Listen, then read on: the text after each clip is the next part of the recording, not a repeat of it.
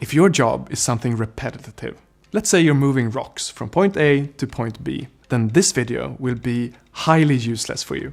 But if you work with something creative, anything that will make you money in 2021, you need to understand the concept I will explain in this video. And here's a problem. Everybody wants to be passionate about their work. But the measure stick for how passionate you are seems to be how much are you working. A real passionate person might be working 80 hours or more per week. But I really don't think that's a good way to think about productivity. So in this video, I will explain a much better way to think about productivity to maximize your creative output and 5 strategies to get there. Let's go.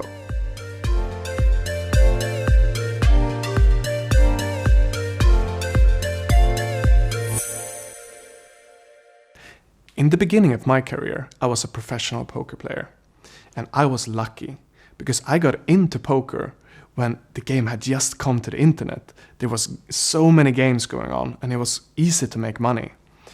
I could quite early on make a really high hourly win rate. And it was accessible to me all the time. I could make good money 24/7 and it was just a matter of playing a lot. The more I played, the more money I could make. An amazing situation, right? So, of course, I wanted to play as much as possible. I wanted to wake up at 7 in the morning and play the whole day until 10 in the evening because I knew that poker wasn't going to be around for so long. I could see that, the market got a little bit worse each year and soon this golden opportunity would be over.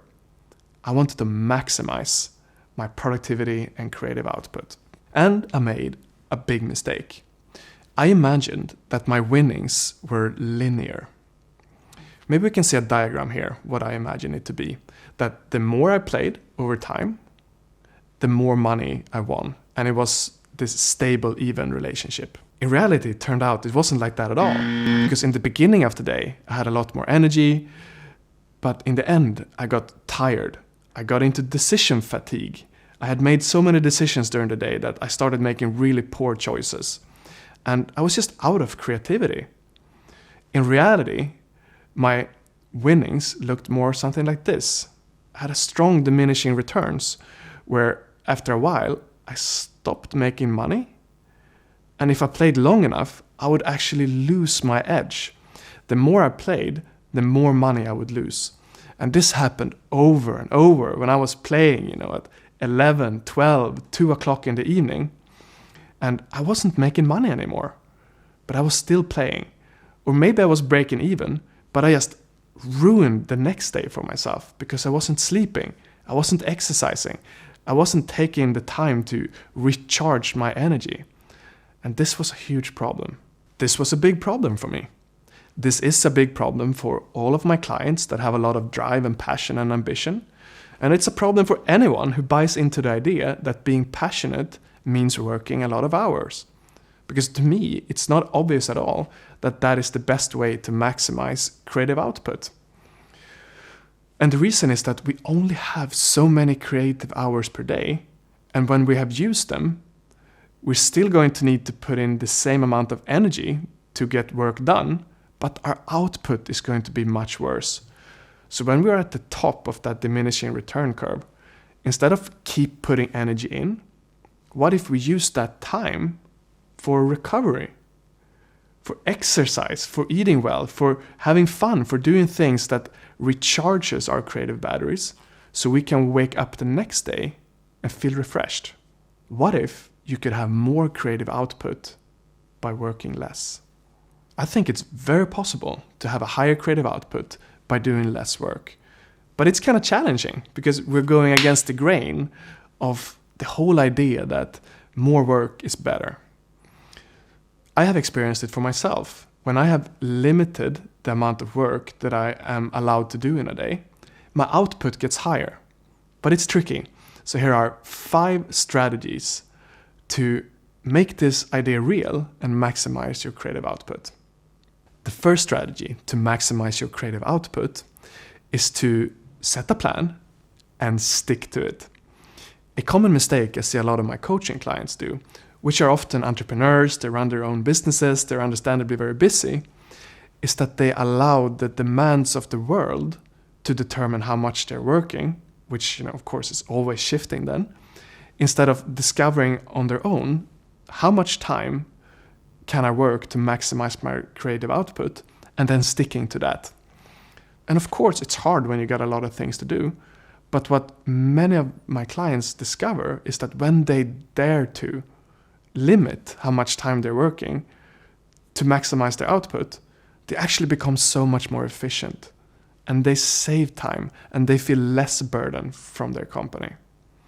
So I know it's scary to do it, but set a plan and stick to it. And the crucial thing there is to have an end time for how much you're working. So you might say, okay, at 8 o'clock I stop working, and after that I only relax to recharge my batteries for the next day. I see a lot of clients get into trouble when they don't have an end time, so they end up working until midnight or later, and then the next day they're tired and they can't be creative, and it just creates this negative loop where they're draining themselves for no reason. The second strategy is to create space in your calendar for activities that keeps you fit and healthy. This might sound obvious, but so few people are implementing this. And I recently listened to a podcast episode with Joe Rogan, where he interviewed a champion in CrossFit that had been winning for many, many years. And he said his biggest reason for being number one was that he never got injured. And I think the same is so true for creative output. You must create space to avoid things like injuries or getting in pain or just having low energy because you feel sluggish and you're out of shape and you have no cardio.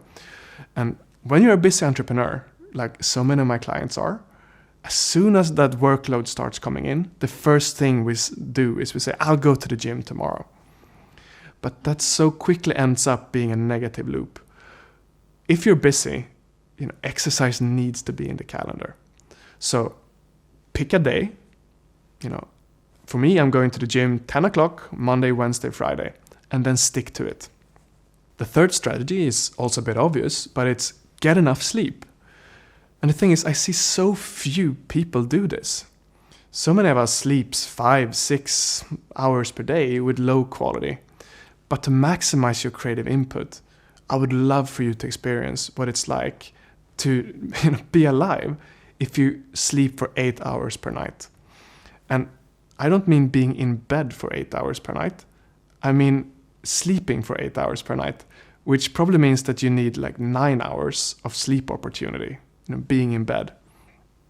When you get that amount of sleep, you will be working a bit less, but the quality when you work, like how creative you are, how well you come up with new ideas, how quickly you solve problems, is just going to go up so much. So get 9 hours of sleep opportunity. The fourth strategy is to do less things. If you're anything like me, you have a long to-do list of things that you could potentially do. And it's so easy to allow that to drive you crazy and really limit your creative output. Because as soon as you have a lot of things to do and a big list, you will prioritize crossing things off your list. And you will choose tasks and problems to solve that are the easiest. And high quality creative work are often not the easiest things to do. So something that can really raise your creativity is to ignore more things. Do less stuff, but do the stuff that you do incredibly well. And start your day doing the hardest and more creative demanding tasks. The fifth strategy is more of a personal preference. And that is to make time for flow state, creativity, every day. Me personally, I have around 3 hours of really high quality creative time every day. And I have it every day. The idea of weekends doesn't work so well for me. I really like to work at least those 3 hours, 7 days per week. And if I need to rest, I can rest because my work is somewhat flexible. But I like that. I like having a creative opportunity, a creative window, 7 days per week. And then I rest more in the afternoons instead. So if you have the option, play around with different ways of structuring your day to maximize your creativity? Maybe it is to work 7 days per week, but allow much more time for rest in every day. Who knows? And what works for me is probably not going to work for you. So my point is, experiment until you find your creative sweet spot. So to summarize, creativity is not like moving rocks from point A to point B. Your output curve is going to be diminishing. And being a creative person means being good at spotting when am I in these diminishing returns, and to swap your activities to recovery so you can be creative the next day. And this requires some courage. There are 5 strategies to accomplish this. The first one is to set a plan and stick to it and have an end time for how much you're working. The second one is to make time in your calendar for fitness and things that makes you healthy. The third one is to get enough sleep. The fourth one is to do less things so you have more time for the things that require creativity and that are difficult. And the fifth one is to experiment. Try different things. Maybe working 7 days per week is your sweet spot, or maybe it's 3. How can I know? You need to test. And I think the best way to find your creative sweet spot is to work with someone else that can coach you. And I'm a personal development coach, and if you're interested in working with me, go to my website, whatsmissing.com, and you can sign up for a free 45-minute session with me where we can find out what I can do for you. And finally, if you got value from this video, I would very much appreciate if you share it so more of us can learn together and become more creative and better humans. Thank you so much for listening, and I'll see you in the next video.